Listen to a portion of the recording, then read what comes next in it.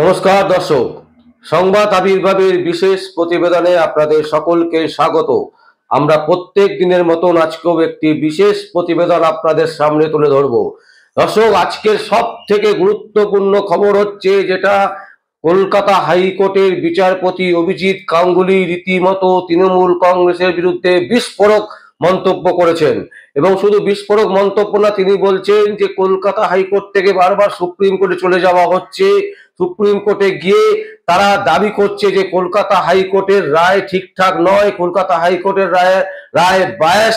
এই ধরনের যে কথাগুলো বলছে, এর আগে একটা ছোট্ট কাজ করুক তৃণমূল কংগ্রেসের অভিষেক ব্যানার্জি, তিনি একটা শ্বেতপত্র বা ওকালতনামায় তিনি তার সম্পত্তি কত আছে, কি কি সম্পত্তি তিনি করেছেন, কি কি সম্পত্তি তিনি আয় করেছেন, সেগুলো তার একটা হিসেব সোশ্যাল মিডিয়াতে প্রকাশ করুক, তাহলেই বোঝা যাবে। এবং তারপর আমরা সবাইকে বলবো, সিপিএম এর মীনাক্ষী মুখার্জিকে বলবো, কংগ্রেসের অধীর রঞ্জনকে বলবো, প্রত্যেককে বলবো যে আপনারাও আপনাদের সম্পত্তির হিসেব ইয়েতে করে হলফনামাতে জমা করুন, হলফনামা করে কলকাতা হাইকোর্টে পেশ করুন আর সোশ্যাল মিডিয়াতে দিন। তাহলেই দুধে যে জল মেশানো কতটা আছে সেটা একেবারে পরিষ্কার হয়ে যাবে। হ্যাঁ দর্শক, আমরাও বলছি, অভিষেক ব্যানার্জির যদি দম থাকে, অভিষেক ব্যানার্জির যদি তৃণমূল কংগ্রেসের নেতা নেত্রীদের এত দম থাকে, তাহলে আমরা বলছি অভিষেক ব্যানার্জির যে সম্পত্তি আছে সেই সম্পত্তির হিসেব দিক, সোশ্যাল মিডিয়াতে প্রকাশ করুক সেই সেই তথ্য যে তার কত সম্পত্তি আছে এবং তিনি কিভাবে সেই সম্পত্তি পেয়েছেন, কিভাবে তিনি করেছেন। এই দম আছে অভিষেক ব্যানার্জির।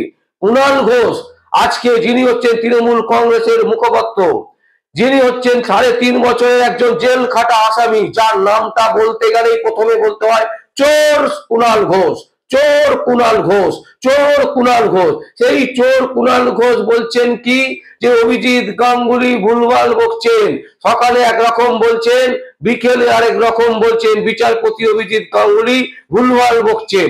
আসলে তার যে কতটা শিক্ষা দীক্ষার অভাব আছে সেই এইখান থেকেই পরিষ্কার। তার কারণ হচ্ছে তৃণমূল কংগ্রেসের মুখপাত্র নিয়ে একটি কথা তিনি বলেছিলেন কুণাল ঘোষকে নিয়ে। কুণাল ঘোষকে নিয়ে তিনি বলেছিলেন যে কুণাল ঘোষ তার চেম্বারে এসেছিল এবং তিনি একটি তাকে বই দিয়েছিলেন, তার লেখা আমি পড়েছি, সেই বইটা তিনি যথেষ্ট ভালো লিখেছেন। কিন্তু কখনোই চোর কুণাল ঘোষকে নিয়ে কোনো কথা বলেননি। কুণাল ঘোষের যে মুখপাত্র, তৃণমূল কংগ্রেসের যে মুখপাত্র কুণাল ঘোষ, যে কুণাল ঘোষ 3.5 বছরের জেল খাটা একজন আসামি, যে কুণাল ঘোষ জামিনে মুক্তি হয়ে আছেন, সেই কুণাল ঘোষকে নিয়ে কিন্তু অভিজিৎ গাঙ্গুলি, মাননীয় বিচারপতি অভিজিৎ গাঙ্গুলি কোনো ভালো বক্তব্য করেননি। তিনি বলেছেন যে তাকে আমি একটি অনুষ্ঠানে দেখেছিলাম, সেখানে তার যে আপ্যায়ন ছিল সেটা আমার ভালো লেগেছে, আর তিনি আমার চেম্বারে এসেছিলেন এবং চেম্বারে আসার পর তিনি আমাকে একটি বই দিয়েছিলেন, সেই বইয়ের লেখা যথেষ্ট ভালো। হ্যাঁ, কেউ ভালো লিখতে পারে তার মানে এই নয় যে সে চোর হতে পারে না, কেউ ভালো লিখতে পারে তার মানে এই নয় যে সে দুর্নীতির সাথে যুক্ত হতে পারে না। পুরো তৃণমূল কংগ্রেসটা চোর, দুর্নীতিগ্রস্ত, এটা একদম পরিষ্কার। আসুন অভিজিৎ গাঙ্গুলি, বিচারপতি অভিজিৎ গাঙ্গুলি তিনি কি বলছেন একবার দেখে নিন। আমার এখন মাঝে মাঝে মনে হয় যে একদল চোর একটা অ্যাপ্লিকেশন হয়তো কোনোদিন করে বসবে সুপ্রিম কোর্টে, বিরাট বিরাট উকিলদের দাঁড় করিয়ে, যে আমরা চৌর্যবৃত্তি করে বাঁচি, আমাদের বিষয় সম্পত্তি সব চুরিচামারি করেই তৈরি করা। যদি এটা বন্ধ হয়ে যায় তাহলে আমাদের জীবন এবং জীবিকার অসুবিধে হবে, সুতরাং সেটা আর্টিকেল 21-কে ভায়োলেট করবে। সুতরাং আমাদের অবাধে চুরি করার অধিকার দেওয়া। একজন নেতা অভিষেক বন্দ্যোপাধ্যায়, তার এত সম্পত্তি কোথা থেকে আসে? তিনি কি একটা এফিডেভিট অফ অ্যাসেটস দিয়ে ডিক্লেয়ার করবেন? এফিডেভিট তৈরি করে সোশ্যাল মিডিয়াতে কি পোস্ট করবেন যে তার এফিডেভিট অ্যাসেটস কত? সেটা করতে পারবেন? যদি তিনি করেন, আমি তাহলে অন্যান্য ইকুইভ্যালেন্ট নেতা যারা আছেন, যেমন ধরুন মীনাক্ষী মুখোপাধ্যায় বা অন্য যারা আছেন, তাদের কাছেও একই অনুরোধ রাখবো যে আপনারাও ওই এফিডেভিট অফ অ্যাসেটস করে সোশ্যাল মিডিয়ায় দিন। আমরা দেখতে চাই, সাধারণ মানুষ হিসেবে আমরা দেখতে চাই যে কার কত সম্পত্তি আছে, কে কত সম্পত্তি করেছেন এবং কার সম্পত্তি করার কতটা সোর্স ছিল, কতটা সম্পত্তি করার। এটা কি করতে পারবেন বলে মনে হয় না। দর্শক দেখলেন বিচারপতি অভিজিৎ গাঙ্গুলি কি বলছেন। এবার আপনাদেরকে দেখাবো শোভনদেব তিনি কিভাবে মানে তার তৃণমূল কংগ্রেসের যারা যুব নেতা নেত্রীরা আছেন তাদেরকে কিভাবে উস্কাচ্ছেন, বাংলার মানুষকে কিভাবে উস্কাচ্ছেন, বলছেন ইডি সিবিআই এর উপর ঝাঁপিয়ে পড়ো। এই ধরনের বক্তব্য কি সংবাদ মাধ্যমে সামনে তৃণমূল কংগ্রেসের একজন নেতা নেত্রী রাখতে পারেন? হ্যাঁ পারেন, কারণ তৃণমূল কংগ্রেসটা পুরোটাই চোরের দুর্নীতিতে ভরে গেছে, টোটালটাই চোর।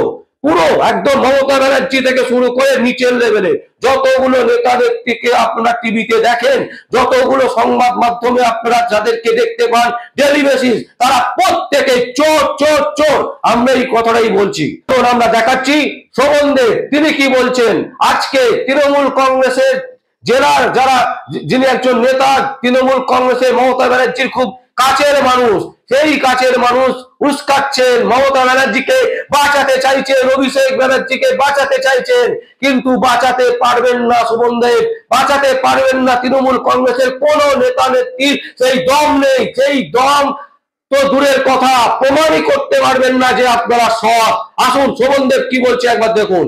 আমাদের তৃণমূল যে স্বার্থ পরিষদ আছে ওদের ইডি আছে, আমাদের তৃণমূল যুব কংগ্রেস আছে ওদের সিবিআই আছে, আমাদের তৃণমূল ট্রেড ইউনিয়ন আছে ওদের ইনকাম ট্যাক্স আছে। আমাদের এই লড়াই হবে, এই লড়াই হবে আমাদের। ওদের কোনো সংগঠন নেই, ওদের কেবলমাত্র অত্যাচার করার জন্য গণতন্ত্রকে হত্যা করার সংগঠন আছে। সেই গণতান্ত্রিক সংগঠন দিয়ে আগামী দিন বিজেপিকে মোকাবেলা করব। দর্শক আপনারা দেখলেন শোভনদেব কি বলছে।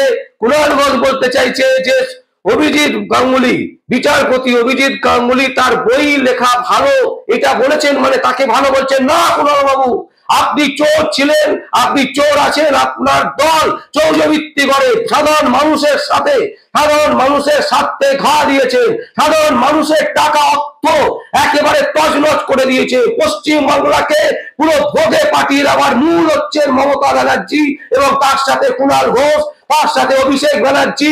যতগুলো নেতা নেত্রীকে প্রতিদিন আমরা দেখতে পাই, প্রত্যেকটা নেতা নেত্রী পয়সা নিয়ে সাধারণ মানুষকে পুরো লুটে নিয়েছেন। আসুন আপনাদের যদি ক্ষমতা থাকে তৃণমূল কংগ্রেসের প্রত্যেকটা নেতা নেত্রীকে কাছে আমরা আবেদন করছি, আপনাদের সম্পত্তির তালিকা, আপনাদের হিসেব আপনারা শ্বেতপত্র দিয়ে সোশ্যাল মিডিয়াতে পাবলিশ করুন, তাহলে বোঝা যাবে যে কয়েকদিনের মধ্যে কোটি কোটি টাকা আপনারা কি করে ইনকাম করেছেন। সাধারণ মানুষ খেটে সারা বছরে সারা জীবনে 1 কোটি টাকা ফান্ড রাখতে পারে না, আর সেখানে আপনারা কোটি কোটি টাকা দিয়ে সম্পত্তি বানাচ্ছেন, কোটি কোটি টাকা লুট করছেন, কোটি কোটি টাকা দিয়ে বিদেশ সফর যাচ্ছেন, বিদেশে গিয়ে ভ্রমণ করছেন। আর এত কোটি কোটি টাকার লোভ আপনাদের, সেই লোভের জন্য আজকে বাংলাটাকে পুরো তছনছ করে দিয়েছেন। আর যখন কেউ আপনাদের বিরুদ্ধে কথা বলছেন, অভিজিৎ গাঙ্গুলির মতন একজন বিচারপতি যখন তিনি বলছেন তার বিরুদ্ধে কটাক্ষ করছেন, আর বাংলার দালাল সংবাদ মাধ্যম সেই জিনিসগুলোকে বারবার করে প্রচার করছে, কারণ তাদের টিআরপি পাওয়ার জন্য না। টিআরপি কমেছে বাংলার প্রতিটা চ্যানেল, এবিপি আনন্দ থেকে আর বাংলা থেকে শুরু করে প্রত্যেকটা চ্যানেল, একমাত্র ন্যাশনাল একটি চ্যানেল আছে যাদের ভিউয়ার্স বেড়েছে, যাদের সাবস্ক্রাইব বেড়েছে ইউটিউবে, যাদের ভিউয়ার্স মারাত্মকভাবে বাড়ছে, কিন্তু বাকি চ্যানেল, প্রত্যেকটা চ্যানেল রীতিমতো যারা দালালি করেন, মমতা ব্যানার্জির দালালি প্রতিটা দিন প্রতিটা মুহূর্তে তাদের ভিউয়ার্স প্রতিদিন কমছে, প্রত্যেক দিন কমবে। আমরা মনে করি বাংলার সাধারণ মানুষ কিন্তু এবার জেগে উঠেছে। বাংলার সাধারণ মানুষ কিন্তু এবারে যেরকম ঠিক বলছেন না তৃণমূল কংগ্রেসের নেতা নেত্রীরা ইডি সিবিআই এর বিরুদ্ধে ছাপাতে, ঠিক সেই রকমই কিন্তু বাংলার যে নবান্নতে মমতা ব্যানার্জি বসে আছেন তার নবান্নে কিন্তু ছাপাবে।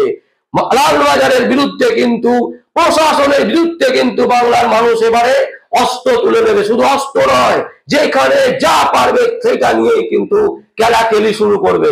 একদম পরিষ্কার বাংলার মানুষকে এরা ভাবছে বাংলার মানুষ শান্তপ্রিয়, বাংলার মানুষ বোকা, বাংলার মানুষকে মাথায় টুপি পরিয়ে কোটি কোটি টাকা রোজগার করো। সেই রোজগার করা কিন্তু এবারে বন্ধ হবে, কারণ বহু বিচারপতি কলকাতা হাইকোর্টের, বহু শিক্ষিত সমাজ তারা কিন্তু তৃণমূল কংগ্রেসকে হাতে নাতে ধরে ফেলেছেন। তৃণমূল কংগ্রেসের যে উলঙ্গ চেহারা, মমতা ব্যানার্জির যে শয়তানি মুখ, সেই মুখ কিন্তু বেরিয়ে এসছে বাংলার মানুষের কাছে। সুতরাং আমরা আশা করব দর্শক, আমাদের এই নিউজ দেখে আপনাদের যদি কোনো কমেন্ট থাকে অবশ্যই আপনারা কমেন্ট করবেন। আর দেখতে থাকুন পরবর্তী সংবাদ আবির্ভাবে। আমরা আজকে এই গুরুত্বপূর্ণ যে সংবাদ আপনাদের সামনে তুলে ধরলাম, আমরা আশা করব আপনারা বেশি বেশি করে কমেন্ট করবেন। আর দেখতে থাকুন পরবর্তী সংবাদ আবির্ভাবে। আমার নাম বিশ্বজিৎ পাল, সংবাদ আবির্ভাবের জন্য।